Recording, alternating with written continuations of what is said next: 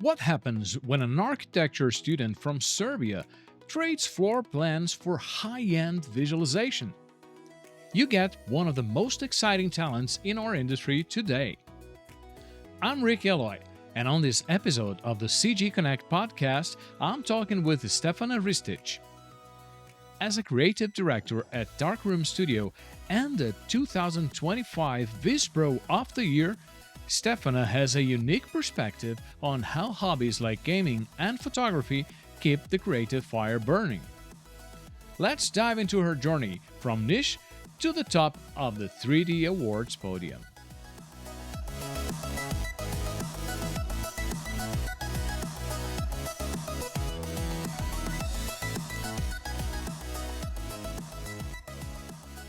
Thank you for inviting me. And yeah, it's the timing is totally okay, and I'm really glad that you launched the new version of CG Architect, you know, CG Connect.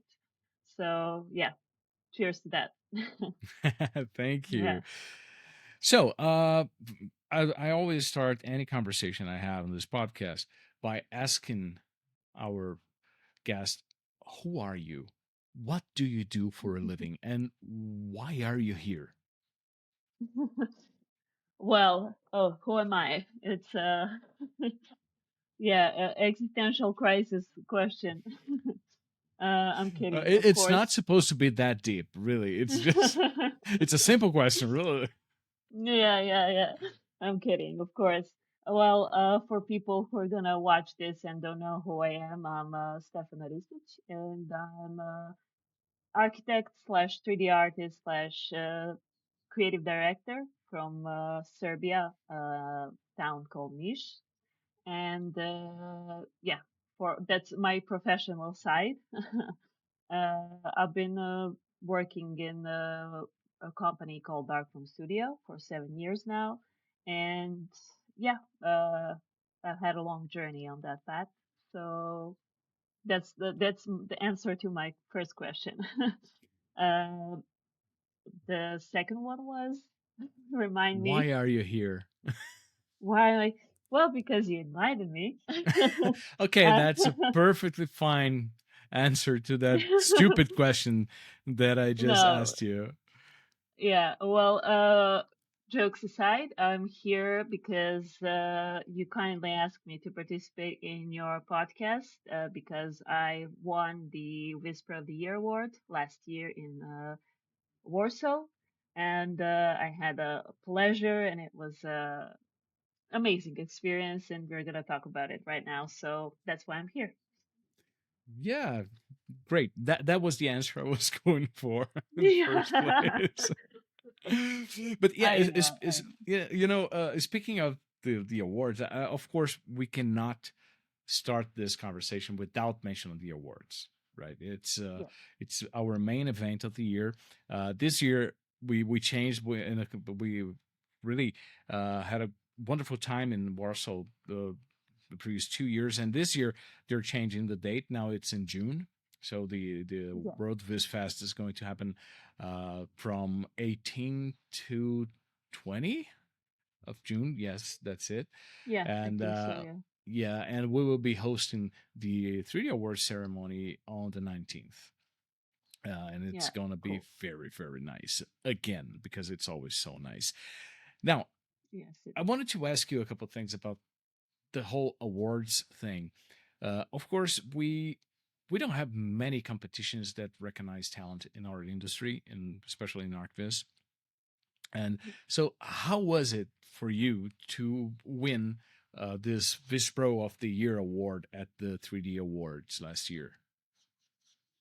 Uh, well, I was actually glad that this thing actually exists at all because actually visualization in this field exists for so long, but it's just now gotten to a stage where it's really out there and people are starting to work more in this field. So I was really glad to be a part of it. And just the whole experience, the award show was amazing. The winning was amazing. And I remember that the nomination was like maybe more exciting for me than actually winning because I was not even aware that I could be nominated. Yeah, and it was kind of surreal, but yeah, of course, the process of winning and being there with all the other nominees for all the other fields is just really nice and really great, and we all had a chance to share each other's experiences and how we got there. So, uh, yeah, it was great.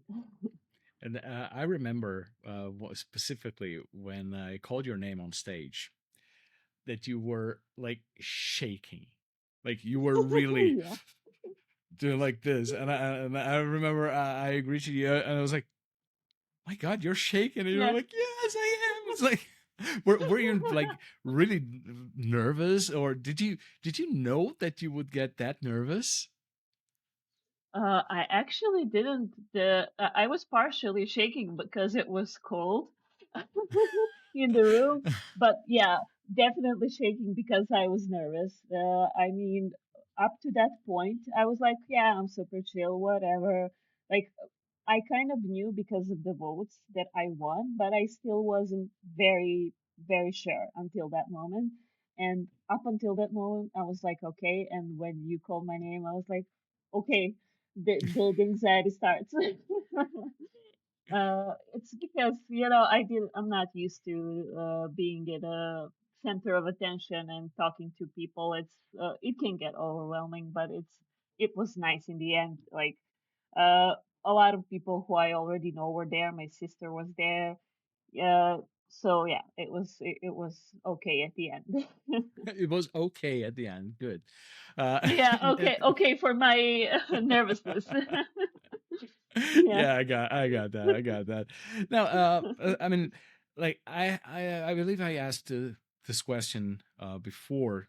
I asked you this question before, but uh, did you notice any sort of change to your career after the awards? Because we had this very nice event at the World Viz Fest. We had it being streamed live to the whole planet, basically. Something that we Yeah. don't say right at the when it's happening because people get nervous when they know they're being watched. But Yeah. like, did you notice any sort of change to your career, like people approaching you, or other companies maybe approaching you after you won, or was it like business as usual?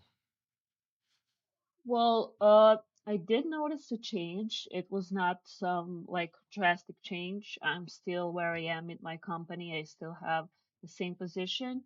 I did have like a job offer, one job offer.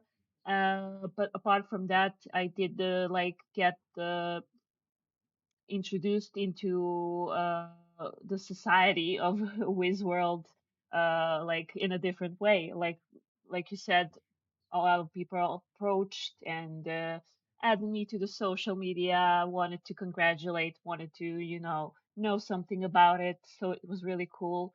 Just an hour ago, I had like a conversation with Tio from Chaos Campus, and like that's also one of the things that happened. Like him and I are talking about having the presentation where I'm going to talk about interior design. So stuff like that happens. So it did change some things for me, and yeah, it's really good. It's a nice feeling. Yeah, what you're saying in a nutshell is that you have become a reference of sorts, right? Y- People kind of yeah, started looking up to you in a way, right? And how do you deal with that? Because I know for a fact that getting compliments is very hard, right? When yeah, people give you compliments like, "Oh, you're so great. I love your work." I know it's hard because everyone has a hard time getting to that, right? So how do yeah, you deal with that? Because again, like you're being invited to be a guest at podcasts, Tia's show on Chaos Campus. If you haven't checked, sorry, if you have not checked Tia's show at Chaos Campus, please do so. You can see all the shows that are parented by CGconnect at cgconnect.ks.com. It's Yeah. a small bracket for the merchandise. But Yeah. Yeah. now, like, how do you deal with that? Do you feel like embarrassed, or do you feel proud of yourself? How does it feel? Oh, well, yeah, I feel both, I guess. I am, of course, proud that it got me that my uh long education, the education that took long time, and my commitment to this took me somewhere where I on a path that I really like. But it's also kind of tricky because I have this kind of obligation to uh always be there, in a sense, to always present something new. It's like it's expected maybe of me to have a new project, expected of me to, be present and do some stuff. And I would really love to be more present and do more personal projects because I do enjoy them, but work and personal life just don't give me that much of a time to do that. So that can be a bit tricky for me because I do feel the need to share with people and do more stuff that I'm excited about, but I also don't have the time.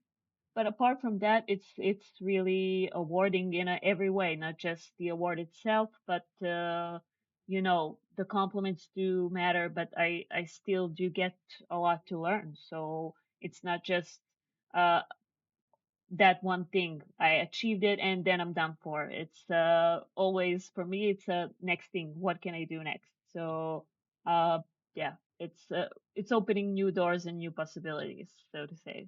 So that's Yeah, the overall feeling. which is good. I mean, of course, there's Yeah. also the expectation, right? People Yeah. expect a lot more.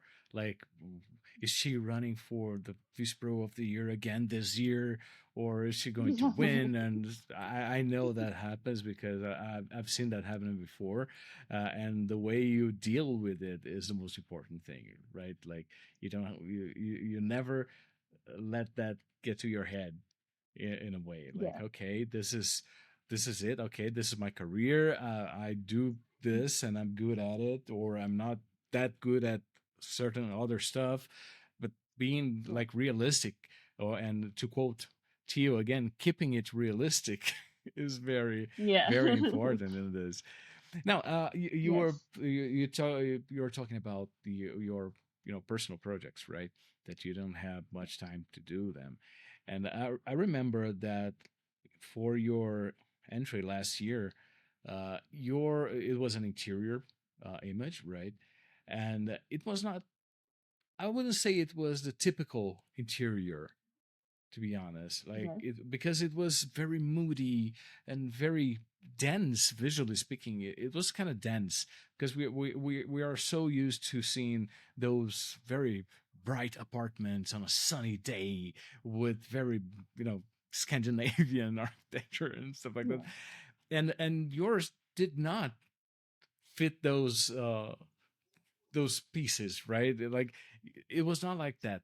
And I'm thinking here that that might speak a lot more about who you are than about what only the work that you do, because I'm sure that you do a different kind of work for your clients, right?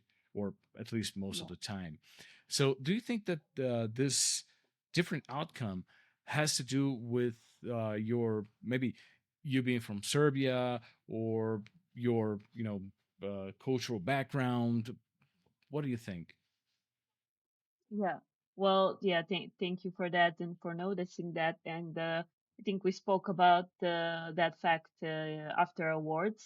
Yeah, I was amazed how you opened basically my eyes with saying that, yeah, it's an interior shot, but it has something different. And I was like, yeah, it's not some big exterior shot that people usually like to see.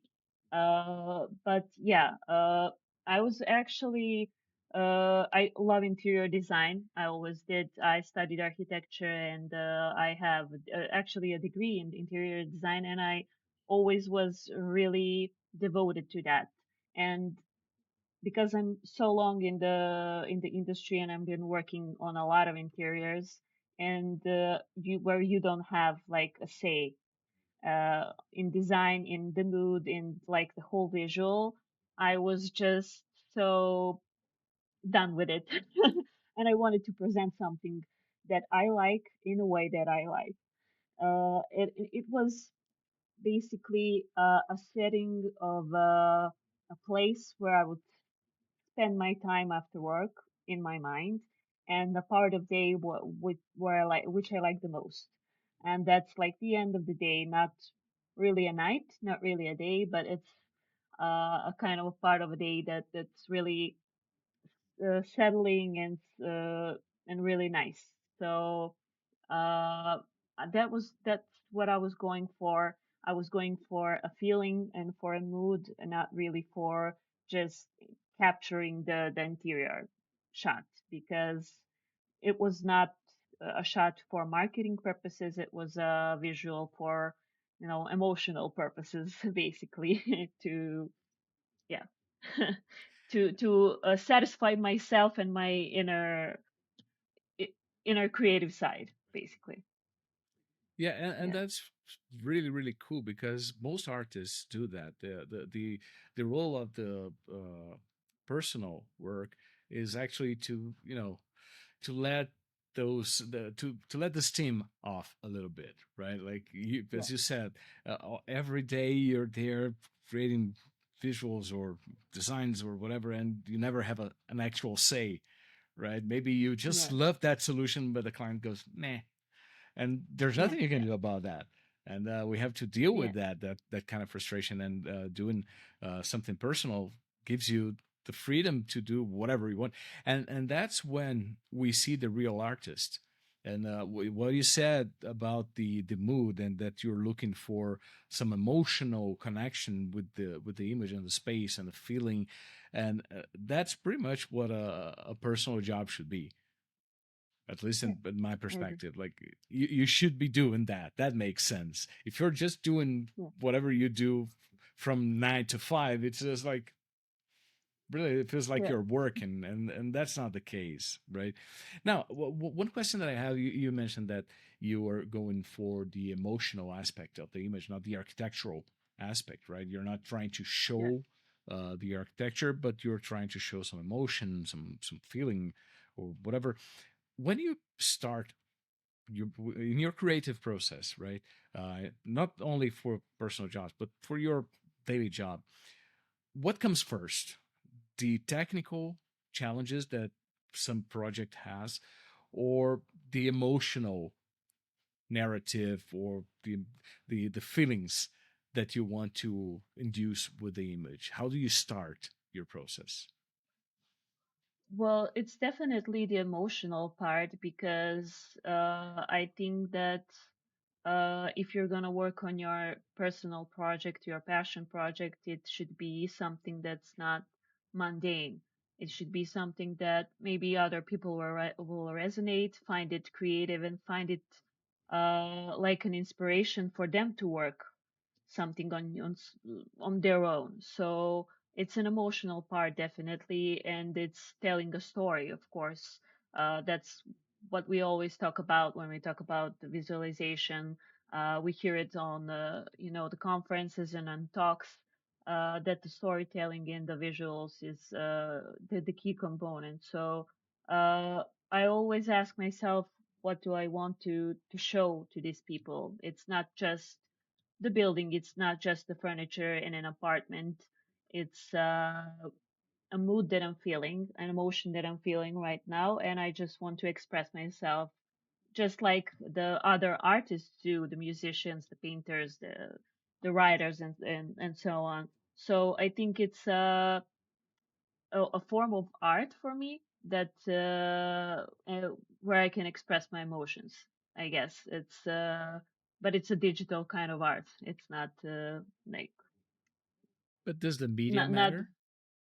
Like whether it's digital or canvas or I don't think so. I mean, yeah, it's the evolution thing, basically. It does not matter as long as you know how to show it, because you can have all those tools. You can have 3ds Max installed on your computer. You can have Corona, Photoshop, or whatever. But if you don't know how to portray those feelings and the story that you want to tell, uh, it's it's not gonna work probably. Uh, so yeah, I think that it does not matter like if it's a CG image. And do you think this also applies to AI at this point? Because what I've been seeing, and believe me, I see a lot of stuff every day. Uh, People are like the barriers to creating visuals are lower and lower and lower, right?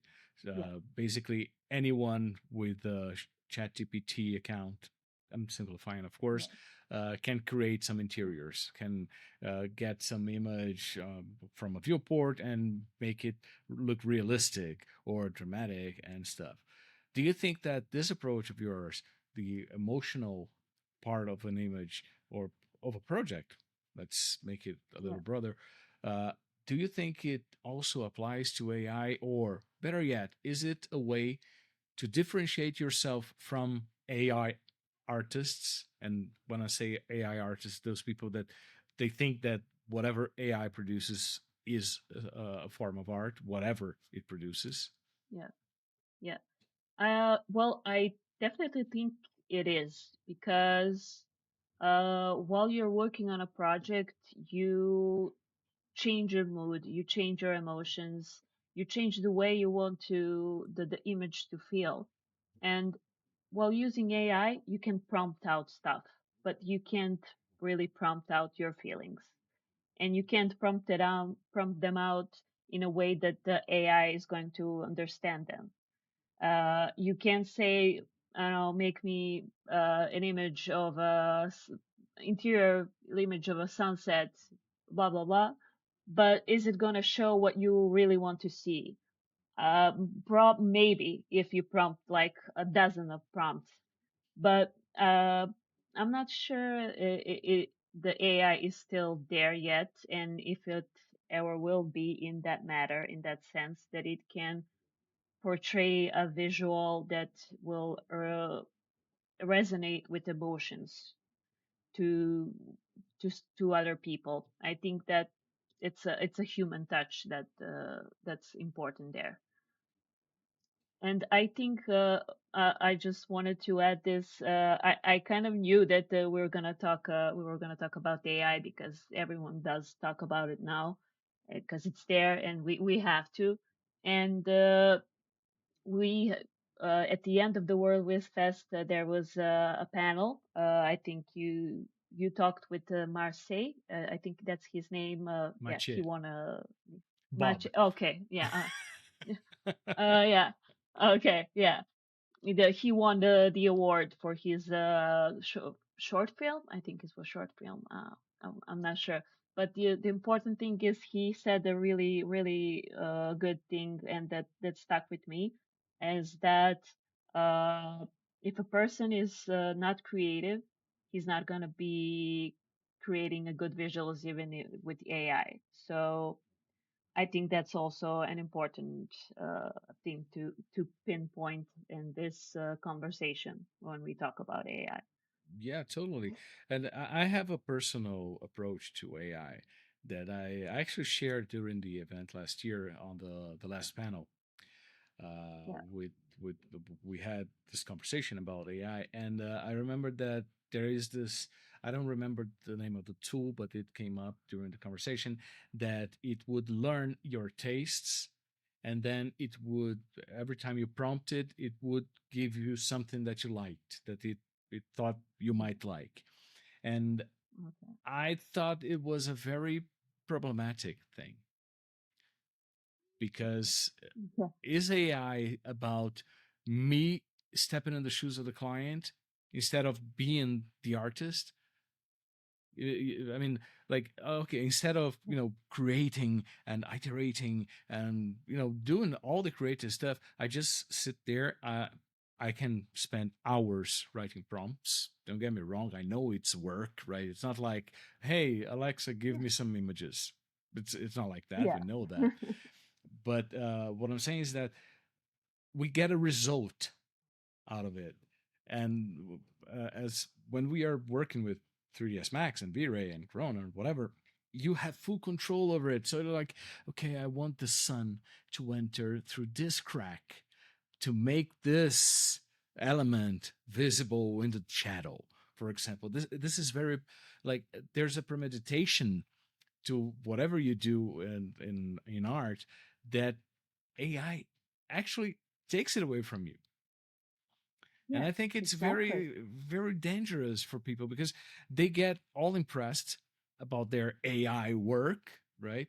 Uh, but is it really something that is work, or is it just, oh, I need an image for this? Thank you very much. Just like when you go to the supermarket and you don't care about brands, you just pick up whatever is cheaper and call it a day. Yeah. So I think it's a Yeah. very, very muddy place to be right now. I totally agree with you, Rick, because a lot of people don't understand that if you do really love this job and you do love some kind of art, you get the most important part is the process of doing something. Because yes, the end result is going to be, great. You're gonna love it, and you can't wait to share it with the world in any way.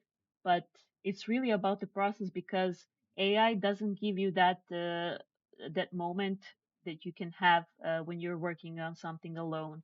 Uh, like I for this project that I worked on, I made like 6 or 7 or 8 maybe visuals, and I just started with one, but and I never knew I'm gonna make all those 7 visuals, and I did because I played around.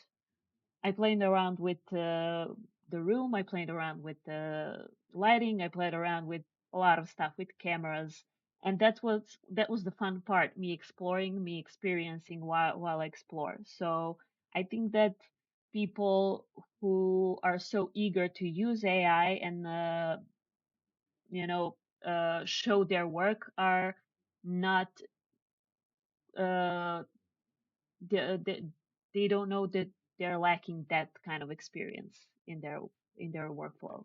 They're actually missing They're out. they're raw. They're missing out. Yeah, that's basically the point. And yeah, it's always like that. That's the hindsight of almost like a lot of movies and books and stories that it's all about the journey, and so is life. So yeah, Yeah, I yeah, just made it a totally. lot deeper. I made it a lot Yeah, deeper. I I was not didn't ready want for that. to. Yeah, I'm not me either. But I think it makes total sense. While we're talking about the journey and stuff, I was thinking here that we when we started CGconnect, when again, if you guys are not familiar with CGconnect, you should, because this is the CGconnect podcast. But right, you never know. Uh, Yeah. CGconnect is an evolution of CG Architect, meaning that we built upon all the good stuff that we had on CG Architect we've had for 25 years, and we made it even better. And one thing that we made sure to do was to keep the platform software agnostic, meaning if you use V-Ray, you're welcome. If you use, I don't know, D5, you're welcome. If you use Unreal, you're welcome, and so on and so forth. And why was that? Because we do believe at Chaos, and this is my personal approach to the matter as well. I believe that the artist comes first, not the tool. So I don't care Exactly. which tool you're using, especially because 2 years ago, no one was using AI. Now everyone Yeah. is using AI. So tools change, but the artistry does not. And only by, prioritizing the artist, you are able to evolve, basically, to learn, to grow in a way, in a sense. So I think that AI is cool. I use AI every day and so on, but it's not my job and shouldn't be anyone's job, because from the moment you decide that AI is your job, you are fully spendable. Like, I don't need you really. Yeah. because when the tool Yeah. changes, I would change the person. So you're just, in a way, it's just like we see on the movies, right? With the Terminator movies, like you're just giving Yeah. AI what it needs to be more important than you. Basically, it's like that. Yeah. Yeah. Exactly. You're taking away the human part. Yeah. And Yeah. speaking of that, I mentioned the Terminator, and that's my kind of reference, right? I'm a Gen Xer, so I'm sorry. Yeah. Those are my references. But That's fine. at least are good references, right? But Yeah. So yeah. how do you see the artist, not only the role but also the set of skills in 5 years, for example? Like in the, I don't like saying the future because the future is really a relative concept, but like in 5 years, how do you see the art? Do you think that we are moving towards some dark scenario where artists are no more, or do you think that we are going to see better artists and but very few artists? What do you think? Well, it's a really tricky question and a good question. I think that just because of this global use of AI, people are gonna want to see the real thing more and more. Not just the AI, the social media and stuff like that. A lot of people from my generation, I'm not so young myself anymore. I'm a millennial. Uh, um, Which means you're young, right? yeah, I was born in I'm the just kidding. 70s. Come on. Okay. I'm in. uh, so yeah, a lot of people my age are basically tired from all this constant content that's coming towards them on a daily basis, and the brain gets tired. You get mentally tired, physically tired, and it's just not natural. And so the AI just contributes to that momentum of you know being overwhelmed by a lot of information. So I think that the people and the artists who are gonna exist in 5, 10 years or whatever are still gonna be like like us, basically, in a way, and that maybe are gonna be more respected. I don't know. I'm not sure about that part, but I think that people are gonna look for something more real and more personal, because we stray from those things more and more with stuff like these, stuff like AI. So it's a really tricky thing to imagine. I really cannot imagine what the artist is gonna look like in 5 or 10 years. I like to be optimistic. I like to think that we're not gonna be like replaced and that we're not gonna be people who are just gonna sit at computer and prompt. I mean, we do still sit at a computer now and we like rotate the sun and sky and stuff like that. But of course, you know what I mean. I'd like to think that it's gonna go that way, and I have this feeling that someone is gonna put a stop to to AI at one point. I don't know. It's using too much water, I guess. Yeah, that's one point. That's a very fair point. Well, I think that the one I love metaphors, right? And there's one Yeah, metaphor that never I can't stop thinking about it. Is that when I remember when I started, and I started before a lot of people. Let's just put it that way. yeah, Uh, we used to joke about the client's nephew, because every time you would go into a negotiation with a client, they would be like, "Yeah, but my nephew can do that as well, and he's charging me a fraction." And of course, the nephew yeah, figure is just right, like anyone, yeah, meaning that anyone can do that. And I yeah, have a feeling that with AI and with the barriers getting lower and lower and lower, we will get to an inflection point where Yeah. either you're the nephew or you're a proper artist. There won't be Yeah. anything in between. So Yeah. you would probably have a lot of mundane stuff being made with AI and easy tools and everything, Yeah. but the cool stuff, the actually valuable stuff, will be made by Yeah. artists, and those artists need to be way ahead of the others in order to still be artists. Like you have to Yeah. be on top of your game at all times, otherwise you will be Yeah. replaced by AI in a way. And I can see a lot of people being replaced by AI, really. Yeah, exactly. Well, you have to offer something different, definitely something that AI artist can't. So, and to distinct yourself in that matter. That's just like with like good and bad movies and good and bad books. You can make a distinction in a way where you see how much time and how much thought has someone put into something in a process. If you just sat down and prompted out an image, is it really the same as when you sat down and spent like a month working on something? Uh, it does give you quick results, but it doesn't give you like a emotional response. So that we're getting back to that topic about emotions from the Yeah, yeah, beginning. totally. So I totally agree with you. I totally agree with you. You have a fair point about that, about how it's gonna be divided on the AI artists and the artists who like know something else. You unlocked actually like a lot of points there and a lot of topics. It's interesting to think about them. We actually had I just want to mention this. I think it's maybe important.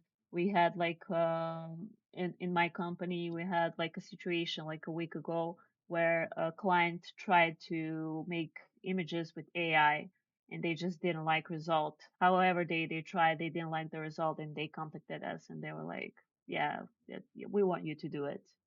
And then they got the result they wanted. It's just, uh, it doesn't change the fact that maybe AI one day will get to that point, but again, will it? But will it? Yeah, yeah, Will and it? that's yeah. Really? Like Yeah, that meme really? with Yeah, the yeah, Daenerys from Game of Thrones. Like, but is it? yeah, But you know, yeah, it's like I think this applies to basically every field. And I'll give you a very stupid example. Uh, when you see people painting their houses, you think, ah, I can do that, right? yeah, Just get a yeah, brush or a roll or whatever, some paint, and you're done. yeah. It's not that easy as it seems, to be honest. And Yeah, it's I not. cannot point my camera to my ceiling, but there's actually a crack there that I caused because I didn't know what I was doing. So I fixed something there when it wasn't a nail that I was like so smart Yeah. at the time. Like, oh, I'm just hammering a nail here. Yeah. It's going to be not permanent, and yeah, very well. There's a Yeah. crack on my ceiling right now.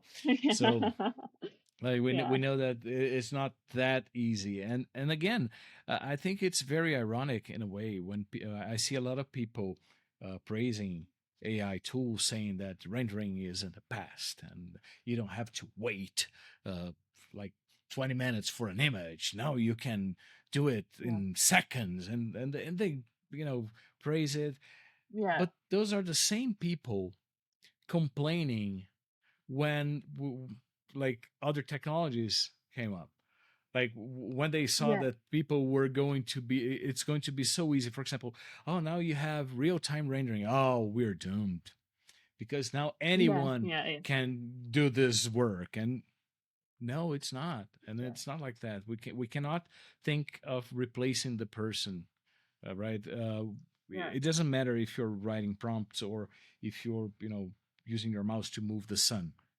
The thing is, Yeah. it's you that matter, not the software. And Yeah. speaking of software, uh is there, like, today, can you live without AI, or can you live without your softwares of choice for that matter? Or do you think that the work you do is heavily relying on software and the capabilities of the software? And even better, do you think that softwares nowadays empower you to do whatever you want to do? I think that I can easily live without AI for sure. Uh, and yeah, I think the software is a really important thing for me. Because it's a tool you use to represent your work. It's like and painter has a brush, you know, what kind of brush he uses to Do you paint. have a favorite one? So Do you have a favorite brush? yeah, yeah, I have a favorite brush. It's 3ds Max and Corona. It always has been. Yeah, and Photoshop, the Trinity, Holy Trinity. The Holy Trinity, yeah. uh, the Holy Trinity. Yeah. Uh, but I think that uh, those are the tools, and that's what you're talking about. Why the artist is important. The softwares are still tools, just like AI is a tool. You use those tools to represent something you see and you learned, and your feelings and emotions. So I think the most important thing is the vision and the idea and the drive that you have. The softwares you use, yeah, you can use just anything, like, and as long as you get the emotion and feeling and the image that you would like to create.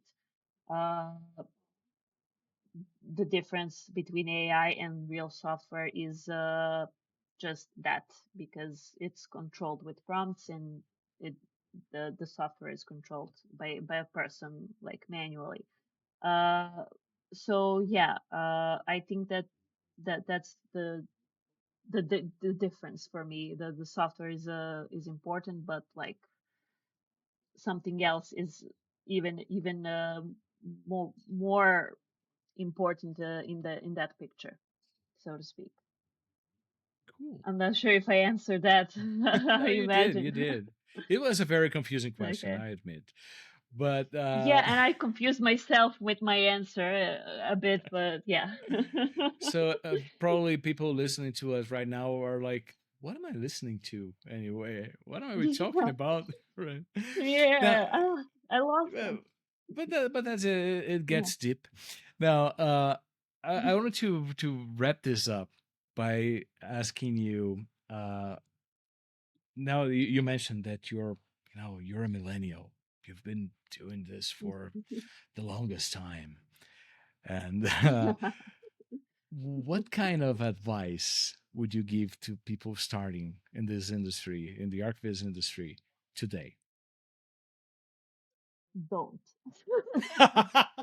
Um, Like run. run. Uh, I'm kidding. Oof. It's yeah. It sounds like an easy question, an easy answer, but it's really not. Really think about, why do you want to do this? Is it because of the money, or is it because of the creativity? Because uh, our industry is profitable in a way. Depends on where you work, and stuff like that. But if you're someone who does that just for the sake of a job, to have a job, and because you like, to put a nice plant in a render, really think about that, if that's something that you want to do. Yes, you're gonna do that at work, but also if you're at the job, like, for 8 hours, and you're gonna do that for 8 hours every day for the rest of your life, potentially. So really think about it. Is that something that's gonna fulfill you? Or are you a creative person who's gonna go home and think about the personal project? uh, and think about it in a creative way and not just use it like a means to an end.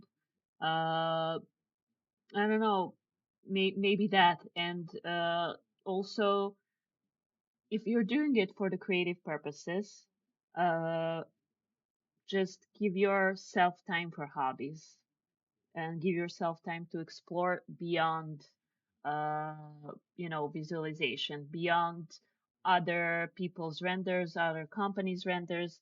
Just explore photography, movies, paintings, you know, whatever else is gonna inspire you. Don't narrow yourself down to just one thing. Don't narrow yourself down to just visualization, because if you really do want to make impressive images, it's not about technical stuff. It's not about, like you said, what software you use. It's about you, and it's about how you see things and how you want to achieve them.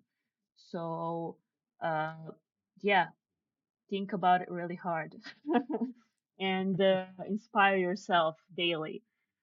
So I guess that's my advice. I have a lot of them, but maybe that's the most important one.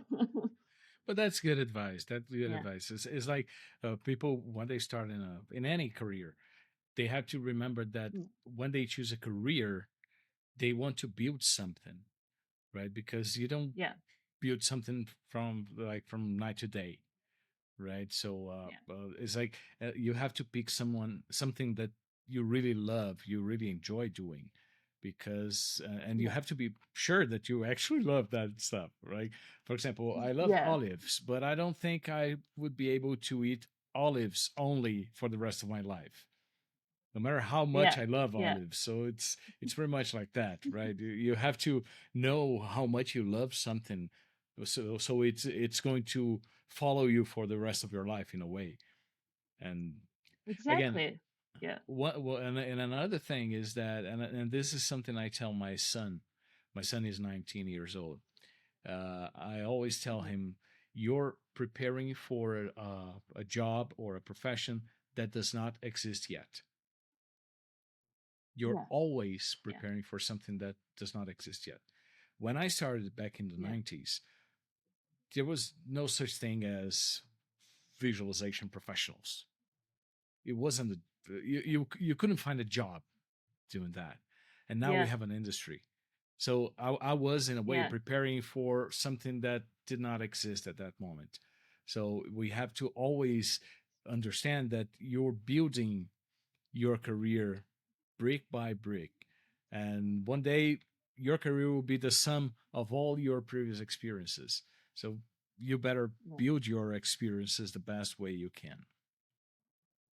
Yeah, exactly. A great advice and a great point of view. And I think that's maybe something that's your generation and my generation understands, but maybe younger generation don't. And I think that's I'm gonna quickly circle back to AI and social media. Everything is presented fast, and the younger generation expects everything to be fast, so they don't get the time to enjoy stuff. So I think that's important, and I think it's important to when you're thinking about what you want to do next, to think long and hard and not just give yourself pressure and think, yeah, this is trendy now and I'm going to do it because it's trendy. You don't know if it's going to exist and how is it going to exist in a couple of years. So yeah, it's a tricky to see how the people are going to evolve and how are they going to think in the future about everything, not just our profession. Yeah. So yeah. That applies to every profession, really. Yeah, Stefana, really. Yeah.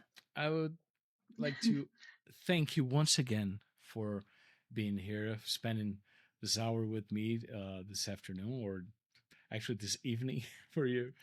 I was Yeah. really glad when you accepted my invitation, and I would love to see you again in Warsaw this year. Maybe if you can, it's going to be a very nice event, as it always is. And I Yeah. don't want to put any pressure on you, but I would love to Yeah. see your work again on the 3D Awards. Yeah. Well, thank you, Ricardo.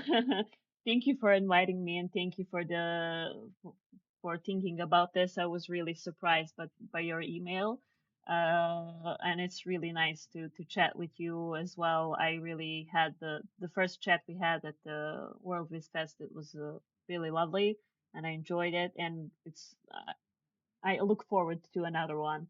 I'm not sure if I'm gonna come to this year's World Viz Fest, but hopefully another conference or something like that. And yeah, I'm preparing something new for CG Connect. Good to know. Good to know. So, Yeah. again, thank you very much, and I hope to see you soon. And for you guys watching us or listening to us, thank you so much for sticking with us, and I'll see you in the next one. Cheers. Cheers. Thank you.